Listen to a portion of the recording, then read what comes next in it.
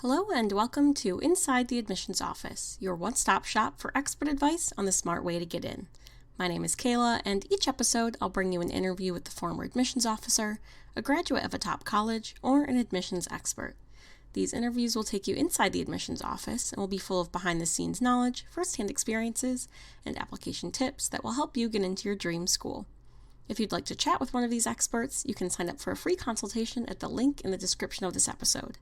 But before you do that, let's hear from Daniela Alarcon, a graduate coach from Rice University, about the additional information section of the Common App.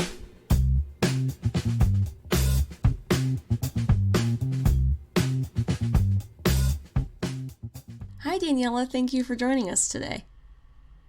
Happy to be here. So, over the past couple episodes, we've kind of been going over some of the major components of the Common Application now that we're kind of in application season.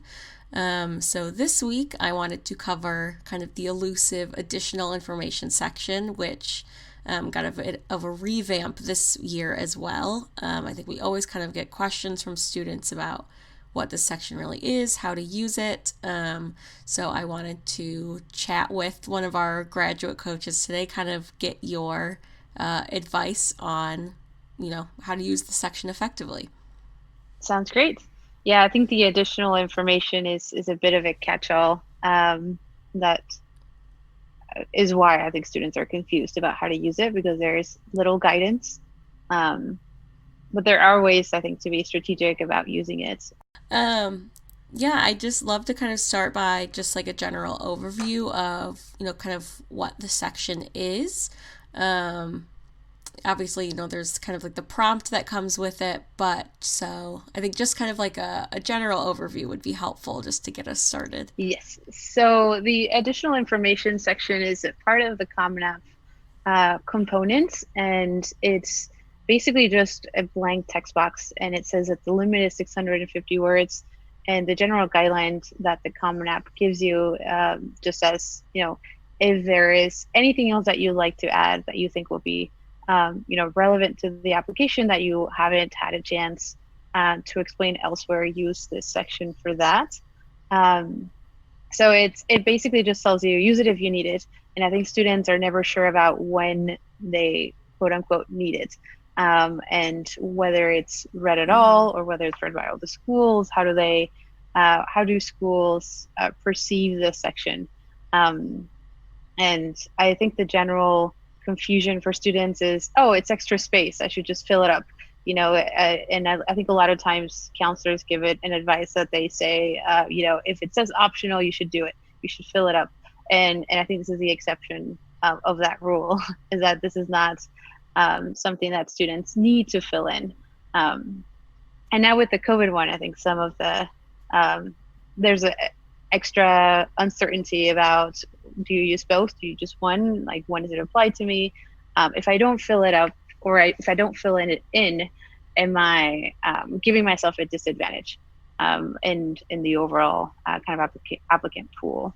Yeah, I think it's, like you said, definitely a lot of confusion, because I think you're right with like supplemental essays when they're optional. Counselors will always say, just use it. They're giving you, this extra space, but I think you're right that this is definitely an exception. So I'm hoping with this kind of episode we can kind of delve deeper into when students should actually use it, when they definitely should not, to maybe provide some listeners with that guidance that they might be looking for. So I guess jumping right in, what are ways that you think it is acceptable for students to use the section, or when you would tell one of your students you should definitely, write something in that section? I think the most common and appropriate uses for that section come when there is something related to your academic performance that you haven't been able to explain in another section. So that's some examples. So that would be, if there was a significant event in your family that affected your academic performance in some way. So maybe there was an illness in the family, or a death, or your parents, maybe one of them lost a job and that affected your academic performance because now you had to take a second job, or maybe you had to babysit. your siblings. So this sort of contextual information is useful for admissions officers to know and to understand, why maybe there was a dip in your grades the second year. Um, I think that is definitely an appropriate section to include it. Now, I think given that, there's still the right way to use it. So you never, even though it says 650 words, you have to keep in mind that admissions officers have to be reading a lot and they're reading really quickly. So you definitely don't want to create extra work for them by occupying the entire space. So I think when you're trying to explain, a circumstance like that, I think you still want to be really brief about how you explain a situation. You have to be very kind of matter of fact. This is not the personal statement. This is not the place to write about your feelings or the way that you're reflecting on a situation. I think you're just explaining to add that additional context.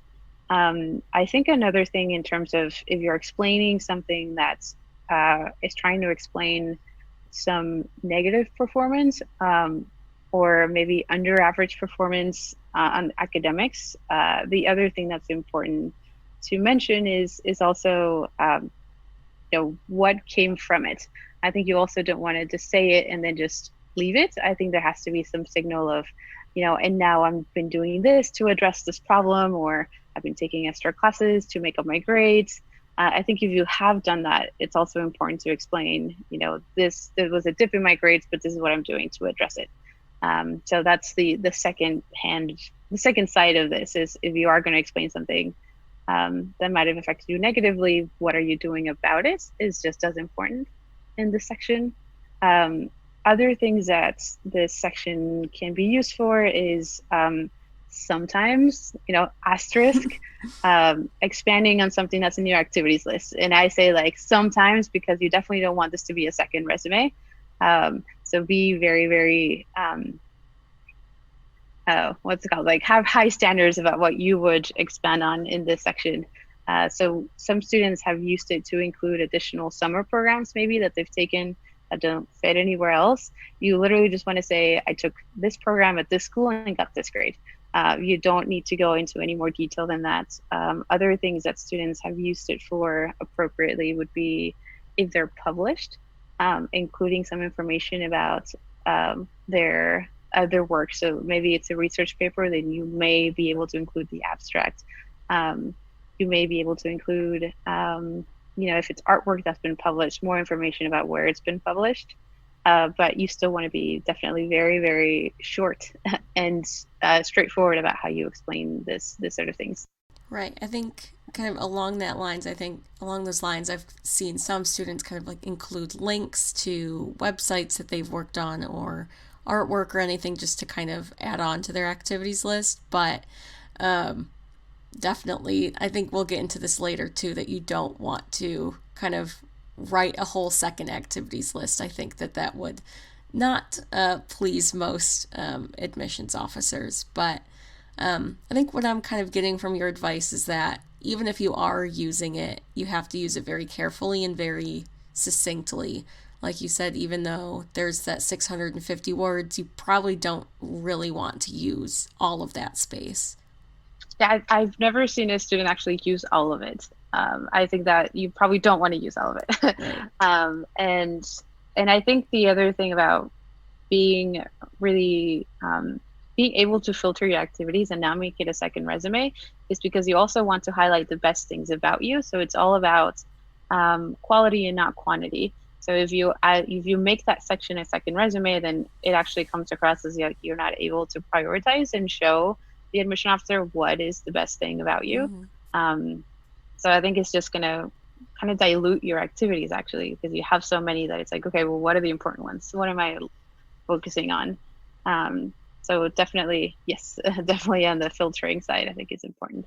Yeah, I think writing succinctly is definitely a skill and something that you have to be good at in college. I remember that there were times in my writing classes in college where we were told, only write 2 pages. You have to get all of this done in 2 pages, and that was kind of a challenge for us. So I think this is a good way for admissions officers to know that you have the writing skills and, the kind of cognitive abilities to kind of pare things down. So you don't want to show them that you can't do that.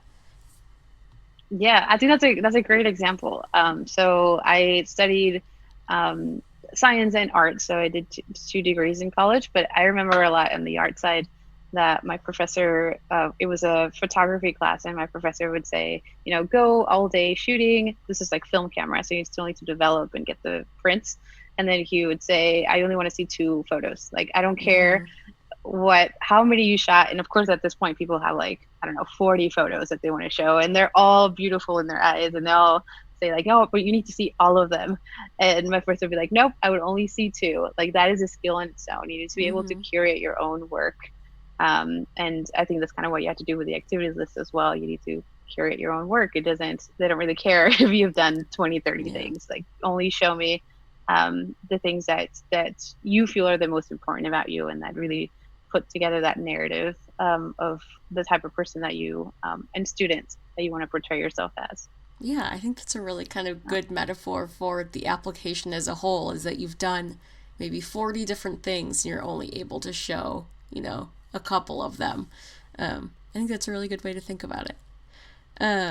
So I guess on the flip side, and maybe this is kind of what students might get more out of, I guess, or where we can give, the most advice is, I guess, how students should not use this section.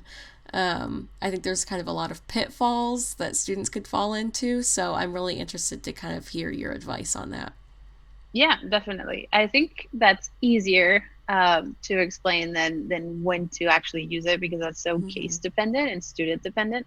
But you definitely don't want to you don't want to put an essay in there. Like, students sometimes say, oh, but I had two great personal statements. So, like, I just had the second one here.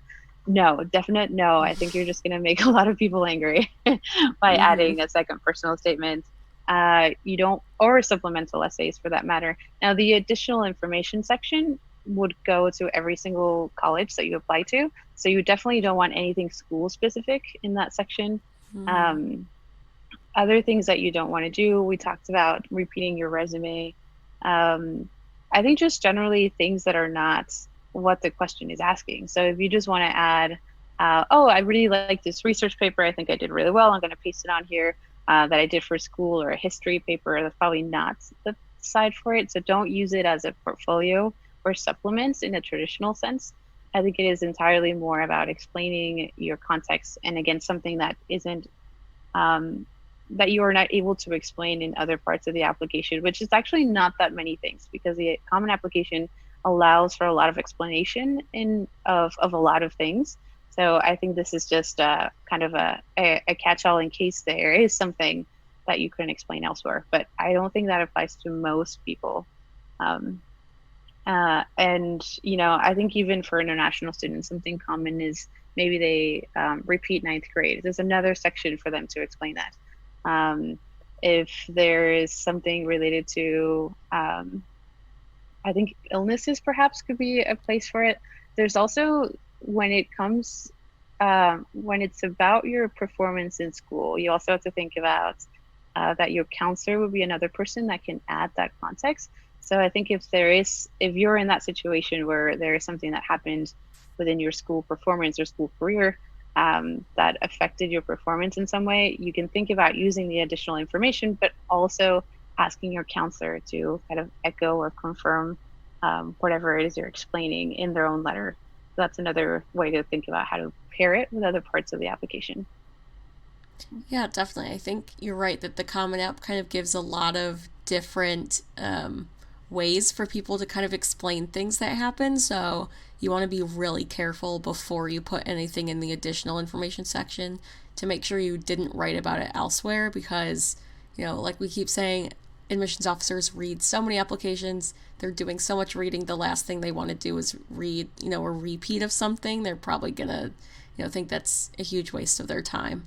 Um, I think another one that I'm thinking of, I guess, a way not to use it is um, some students, I think, are, I guess, tempted to write not just a second personal statement, but just more of their first personal statement. The word count on the personal statement can be really hard for some students. And so I think there's a temptation to write like read more in the additional information section and use it as like a second whole word count. And I think we should also caution students not to do that for the same reasons of, paring down and showing that skill of not overwriting.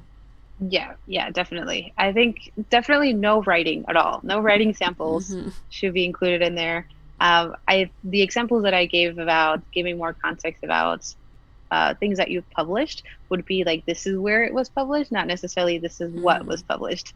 Um, so I think that's important to point out. The other thing that you want to do with additional information is because if you look at where how the application looks when you completed it, the additional information actually shows up before the personal statement.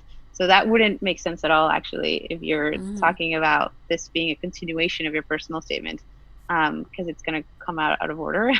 um, so that in itself also wouldn't be a great strategy. I think the other thing to think about here is the prompt itself saying like if there's anything else.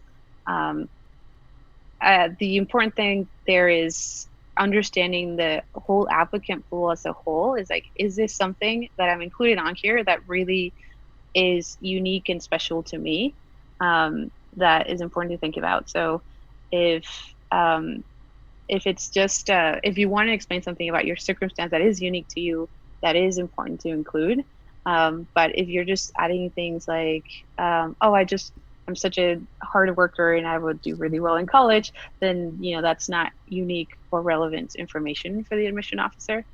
So try to just check with yourself, like, is this important for them to know? If I took this section out, would there be a part missing about me? Um, and I think maybe that's good to get someone else's perspective on. So maybe a friend or a Mm-hmm. parent, because maybe you feel like them knowing that you have done all these other things is important, but it might not be in the overall context of the applicant pool. Yeah, I think it's a really good idea to kind of, I guess, not take it so personally. I think obviously the whole application is very personal. There's something called the personal statement. But I think students might take the additional information section even more personally because they see it as a place to, of course, provide that extra context. But I think the advice to kind of think about the rest of the applicant pool is really good to kind of think about, okay, if I write this, how is it going to look next to another applicant who maybe also used this section but used it more appropriately, or who didn't use it at all.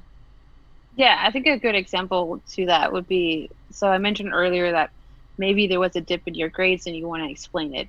I think the other caveat to that is like, how would you explain it? If it's because you got Mm-hmm. lazy and you really didn't do your homework, and that's why you have lower grades, then that's really not something that you want to explain in the additional information section because you don't really have what would be called a compelling reason for why your grades were Mm-hmm. lower. So it all again involves in like what level of context is helpful and truthful. So if it was a dip in grades just based on you, then just own it. No need to explain it. Just hopefully you've kind of improved since. But that's another thing to think about. There are so many exceptions, and this is why it's very important to see and maybe ask your counselor to see like, is this something that I should include in the application? Is this something that you would recommend that I include because it is um, you know important context for myself? And again, those are things like family obligations or again major events that either happened to you or impacted you directly. Those are important, but not everything should go on there. Right. I think So that's definitely the hard thing. Is that it's so dependent on kind of your circumstances. So I think definitely everyone listening should take, our advice with a grain of salt and to think about it in their own personal experience because, we keep talking about all these caveats and I think that's true for every student that depending on what's happened and what the rest of your application looks like, might give you different reasons to use or to not use the section. So the last kind of big thing I want to talk about is the COVID-19 question, which I think is kind of like an add-on to the additional information section that is obviously new this year because of everything going on. So I'm hoping to also get your advice on, what that question looks like, what it is, and also kind of, just similar questions about when students should and should not use it. Yeah, so this year the Common App decided to add a section that we're just going to call it COVID-19 question. And it's basically the same prompt as the additional information. It will ask you, do you wish to share anything on this topic? Yes or no. If you say yes, then you have 250 words to say, describe how these events have impacted you. And again, it's very open-ended, but I think some of the things that we talked about for the additional information would still be relevant here in the sense that they're giving you this option to explain something that might have affected you, but it doesn't mean that you necessarily need to use it. I think it's important that you kind of understand specifically with COVID-19 that this is something that's affected the entire world. So probably things like, oh, I was quarantined for so long and I was so bored, is not something that would be unique or relevant in this case. So think about that as well. I think they want to understand what things happen to you with the understanding that a lot of things happen to a lot of people. So tests being canceled, summer programs being canceled, being stuck indoors for a while. This is something that everyone can say, which means that it's not particularly unique to you or your context or your application. So think about more if there are things that affected your academic performance in some way or that affected your life in some way. I think a lot of people will be experiencing things like maybe having to do remote learning and your experience with remote learning, the idea of maybe, obviously this is a public health crisis, so there were any health issues that you or your parents had to go through that will be relevant to this application. If there was anything related to just financial matters. So I know that the other kind of consequence of this pandemic has been financial and economic. So if that affected your ability to perform academically or to even do some of your activities, then that will be relevant on here. This is still a pretty short text box, so I think the same kind of strategy applies in terms of being very straightforward about what happened. And hopefully at this point, obviously this kind of depends on what happens a few months from now, but if you're able to include some sort of in the back, if you're able to, at the end, if you're able to include something that shows that if it's within your means to mitigate the situation or to improve it in some way, then I think that's always helpful to include as well, to show your maturity towards what would be called challenges that you have no control over, but maybe there are parts of it that you can control. Yeah, definitely. I think maturity is kind of a big thing that you want to show in this section overall. Because, like you said, this is something that everyone is facing. The vast majority of students are learning virtually. Many have pass-fail grades now. Many had tests canceled. So those might not necessarily be things you want to delve into greatly because obviously, all of the other students in the country and in the world are dealing with that as well. I think it's kind of more of those personal experiences that we were talking about, illnesses or financial burdens that might be a bit more relevant.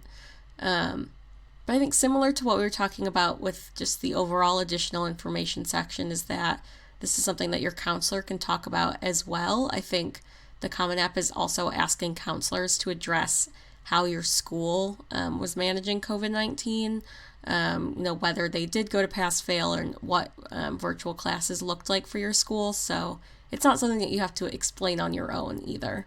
Yeah, I think there's going to be, or I expect that there's going to be a lot of places where teachers and counselors will be able to provide also more context in terms of what the school as a whole has been kind of dealing with, because I know that's also been very school specific, based on the resources and tools that they had and their ability to really pivot to complete distance learning.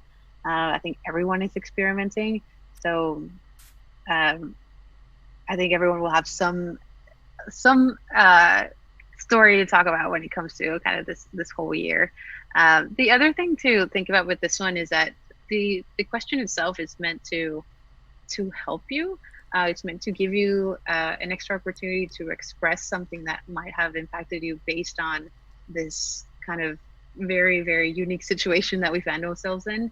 But I also feel like you have to be careful about how you talk about, and we hinted at it earlier, but how you talk about the impact that you have been through, and think about the greater um, applicant pool. Have you really, quote unquote, suffered compared to what is happening in the rest of the world? I think that's also very important. Everyone has been through some discomfort of some sort, but there's definitely a scale. So try to be very conscientious about that when you speak about the challenges that you've been through. Right. I think you definitely kind of need to be aware of any kind of privilege you've had in this situation. I think that definitely goes for the rest of your application as well. I know we always tell students, maybe don't write your whole personal statement about, an athletic injury you've had, because there's going to be some student writing a personal statement about a very serious illness or something like that. You kind of want to be careful about what you're writing about, because you need to think about, what kind of application yours might be read next to. If someone went through an even harder time than you, then it's going to kind of make what you wrote about as a challenge look a bit privileged, or, maybe not as meaningful or mature to write about. Right. And I think sometimes students fall into that pitfall, not because they I think they understand intellectually that that would be bad, but I think they feel maybe the pressure to fill something into this text box. So I think that's another question of, like, if you need to use it, use it. If you don't. Like, maybe you were lucky enough that you were quarantined in your family home, you have no problems with internet, you have a pool, no problems with food, no one got sick, then that's great. Don't write anything in this section. um, and just really use it when you really need to. Right. I think there's definitely going to be a lot of pressure for students to kind of feeling like they have to fill out this section since it's new. But just like the additional information section, be careful about writing it. And, it can be worse to use it when you don't need to. It can end up kind of weakening your whole application. hmm Yeah. So I think it'll be interesting to see what happens. Obviously, this is still like a developing crisis. So I would expect that anything that's related to college admissions is still going to be adapting and reacting pretty quickly. So we'll see once the Common App relaunches, whether they've made any additional adjustments based on that. Yeah, definitely. Everything is changing very, very quickly. Um, well, thank you so much for kind of going through these questions with me and talking about this. I really hope that this provided some guidance to students, but obviously, like we said earlier, take all of this into kind of your own personal context. Think about it, on the whole with your application, with what you've done in your academic career, what other applicants may have done. Like the rest of the application, it just takes a lot of introspection and kind of time for thinking and reflection on the student's part. And curating. Now I'm going to stick to Yes. that. Yes. That approach. Yes. Very true. Well, thank you so much for coming on and speaking with us. Yeah, thanks for having me. This is I hope this was helpful for students, but I think, like you mentioned, this is very student specific. But hopefully, knowing how not to use it will give some guidance in case some students were wondering whether they would be at a disadvantage for leaving it blank by leaving it blank. Yeah, definitely. As always, I hope everyone listening really enjoyed this episode, and no matter what grade you're in, whether you're a parent, a student, or an educator, I really hope this helped you out. As always, our blog is linked in the description of this episode, where we have some additional blogs about this section and about a lot of the other sections that we discussed in today's episode, so hopefully that will help you with your application as well. As always, you can also talk to one of our admissions experts by clicking that link in our description. My email is there as well in case you have any questions. Of course, you can follow us on social media at Ingenious Prep everywhere. where you can request a future topic or ask any questions that you have. That's all for now. Thank you for listening, and I hope you'll join me next time as we continue our journey inside the admissions office.